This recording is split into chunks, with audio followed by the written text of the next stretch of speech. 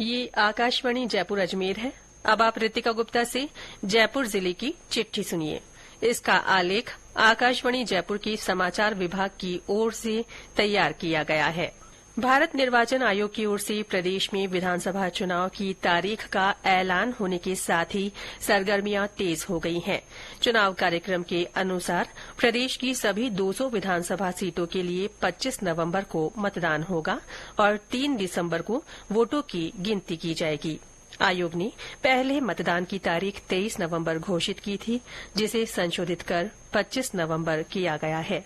23 नवंबर को देवउठनी एकादशी का अबूझ सावा होने के कारण मतदान प्रतिशत प्रभावित होने की आशंका जताई जा रही थी। इसे देखते हुए विभिन्न राजनीतिक दलों के प्रतिनिधियों और सामाजिक संगठनों ने मतदान की तारीख में बदलाव की मांग की थी। चुनाव की तारीख की घोषणा होने के साथ ही राज्य में आदर्श आचार संहिता लागू हो गई है। मुख्य निर्वाचन अधिकारी प्रवीण गुप्ता ने जयपुर में प्रेस वार्ता कर चुनाव कार्यक्रम की जानकारी दी। उन्होंने बताया कि आदर्श आचार संहिता लागू होने के साथ ही तबादलों और नियुक्तियों पर रोक लग गई है। अत्यावश्यक होने पर राज्य सरकार निर्वाचन आयोग से मंजूरी लेने के बाद ही चुनाव अधिकारियों और कर्मचारियों का स्थानांतरण कर सकेगी। साथ ही अन्य शिथिलता प्रकरणों पर भी निर्णय चुनाव आयोग की स्वीकृति के बाद ही किया जा सकेगा। श्री गुप्ता ने बताया कि 30 अक्टूबर को चुनाव अधिसूचना जारी होने के साथ ही नामांकन पत्र दाखिल करने का काम शुरू हो जाएगा। 6 नवंबर तक नामांकन भरे जा सकेंगे। 7 नवंबर को नामांकन पत्रों की जांच होगी और 9 नवंबर तक नाम वापस लिए जा सकेंगे। मुख्य निर्वाचन अधिकारी ने बताया कि प्रदेश की 200 विधानसभा सीटों में से 34 अनुसूचित जाति, 25 अनुसूचित जनजाति के लिए आरक्षित है। वहीं 141 सीटें सामान्य वर्ग के लिए है। विधानसभा चुनाव में सभी 200 सीटों पर केंद्रीय पर्यवेक्षक चुनाव प्रक्रिया और उम्मीदवारों के खर्चे पर नजर रखेंगे।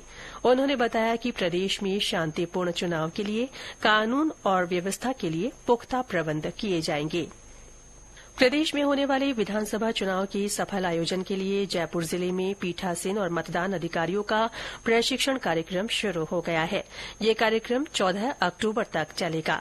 इससे पहले जिला निर्वाचन अधिकारी की अध्यक्षता में जयपुर के एचसीएम रीपा सभागार में प्रशिक्षकों का 1 दिवसीय प्रशिक्षण हुआ। इसमें विधानसभा स्तरीय और जिला स्तरीय प्रशिक्षकों को राज्य स्तरीय प्रशिक्षक मनीष कुमार गोयल ने ट्रेनिंग दी और चुनाव प्रक्रिया से संबंधित बारीकियों के बारे में बताया। प्रशिक्षण कार्यक्रम में पीठासीन और मतदान अधिकारियों को ईवीएम संचालन और मतदान के दौरान आने वाली चुनौतियों से निपटने के बारे में भी बताया गया। जिला निर्वाचन अधिकारी के निर्देश पर प्रशिक्षण कार्यक्रम में अनुपस्थित रहने वाले कार्मिकों को निलंबित कर दिया गया है। कार्यकारी अभियंता रोहित कामठान, व्याख्याता रामप्रसाद रैगर और अतिरिक्त प्रशासनिक अधिकारी राशिद मोहम्मद को अनुपस्थित रहने पर निलंबित किया गया है।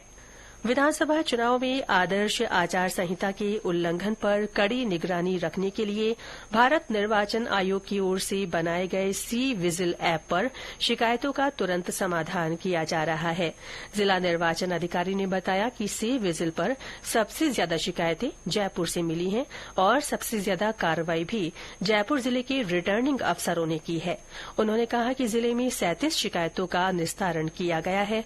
इस ऐप के माध्यम से अधिकतम 100 मिनट की समय सीमा पर शिकायतों का समाधान किया जा सकता है। विधानसभा चुनाव में सर्विस वोटर्स के अलावा 8 अन्य विभागों में काम करने वाले कर्मचारियों को भी चुनाव आयोग ने डाक मतपत्र के जरिए वोटिंग की सुविधा दी है। निर्वाचन आयोग की ओर से जारी अधिसूचना के अनुसार बिजली, पानी, रोडवेज मेट्रो, डेयरी, अग्निशमन, चिकित्सा शिक्षा विभाग और चिकित्सा तथा स्वास्थ्य विभाग के कर्मचारी भी इनमें शामिल हैं। इस श्रेणी में पहली बार राज्य में मीडिया कर्मियों को भी शामिल किया गया है। पिछले दिनों कृष्ण जन्माष्टमी, गणेश चतुर्थी, अनंत चतुर्दशी और जल झूलनी एकादशी का पर्व परंपरागत श्रद्धाभाव के साथ मनाया गया। इस दौरान जिले में विभिन्न शोभा यात्रा और मेले सहित कई आयोजन हुए। पैगंबर हजरत मोहम्मद साहब के जन्मदिन पर ईद मिलादुन्नबी पर्व भी परंपरागत रूप से मनाया गया। इसके साथ ही जयपुर जिले की चिट्ठी समाप्त हुई।